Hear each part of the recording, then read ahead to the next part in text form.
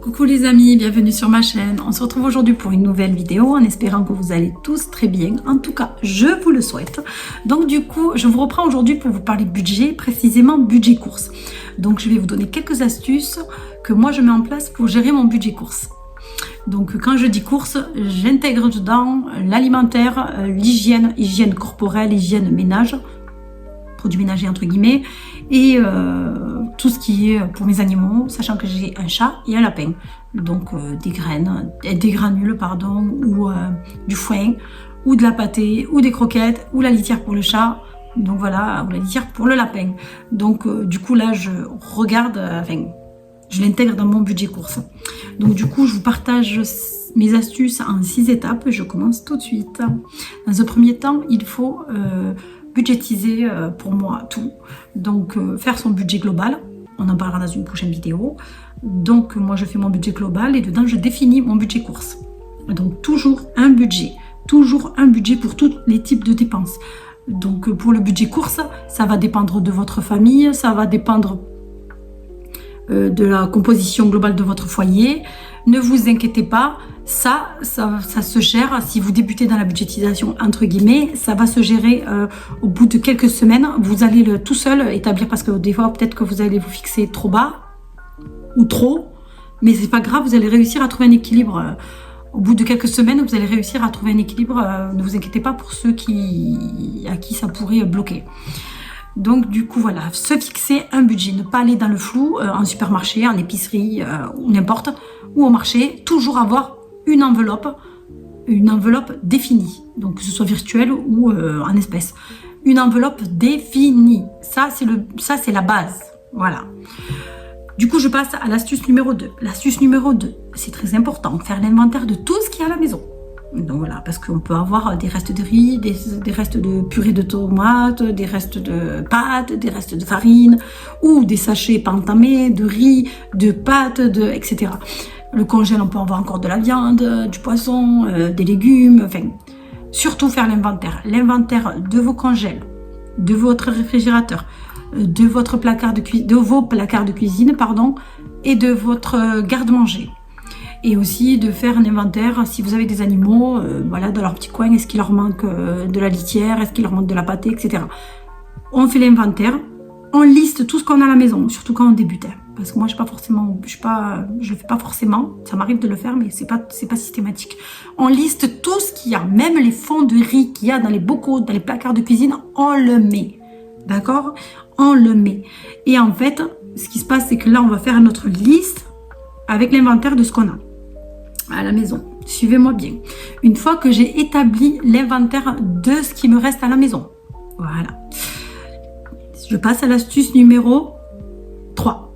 L'astuce numéro 3, c'est faire les menus. J'insiste, faire les menus de la semaine. Ça, c'est très important pour moi. Donc du coup, je fais les menus de la semaine. Ce que je fais, c'est du lundi au dimanche, mais je ne les suis pas forcément à la lettre.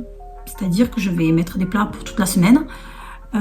Et du coup, en fonction de ce que j'ai, et du coup en fait d'abord je commence par faire les menus de la semaine du lundi au dimanche.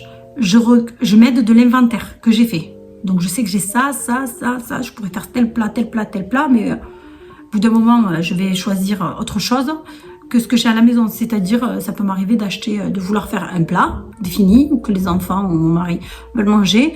Ben là, à ce moment-là, peut-être que ça va me nécessiter de faire des courses et d'acheter des ingrédients. En plus, ben, je le mets dans ma liste, pas de souci. Je mets, mais quand même, j'essaye le maximum de vider ce qu'il y a à la maison. À chaque fois, il faut faire un roulement comme ça. Il faut vider et recharger, sachant qu'on peut se faire plaisir, qu'on peut manger autre chose, mais quand même, on essaye quand même de vider ce qu'il y a dans les placards, garde-manger, placards de cuisine, réfrigérateur et congèle. Surtout, on essaye de faire tourner, de vider à chaque fois au fur et à mesure. Ça va nous permettre de faire des économies. Donc du coup, je prends ma liste. Avec ma liste, j'établis les menus. Après, je complète en fonction des menus qu'on veut manger. Donc je fais ma liste de menus.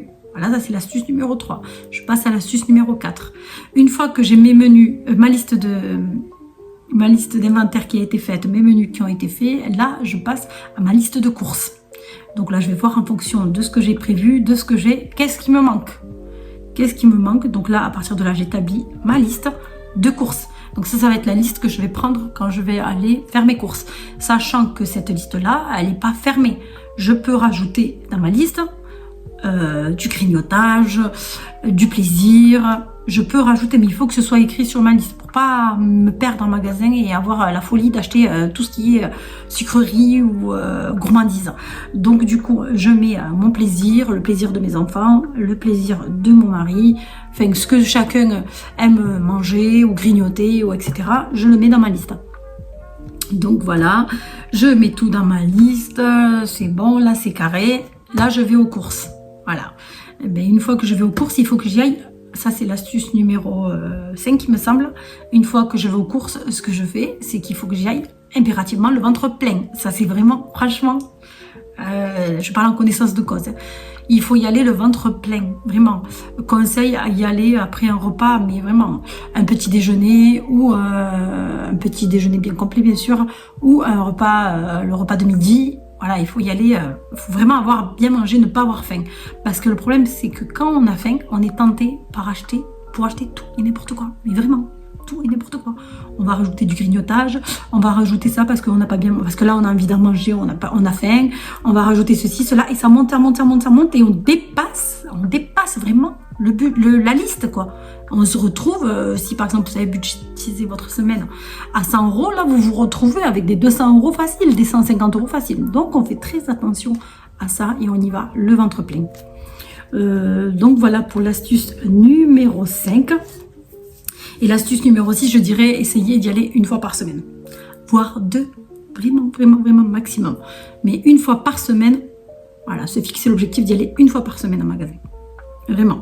Si vraiment il y a un oubli dans mes achats ou que j'ai envie de manger autre chose, quoi, je peux, mais il faut que je fasse, vraiment, il faut que je surveille mon budget. Il ne faut pas aller plusieurs fois ou tous les jours en magasin. Tous les jours en magasin, c'est même pas possible. Là, il y a plus de, c'est plus une question de gérer son budget course. Là, c'est la folie.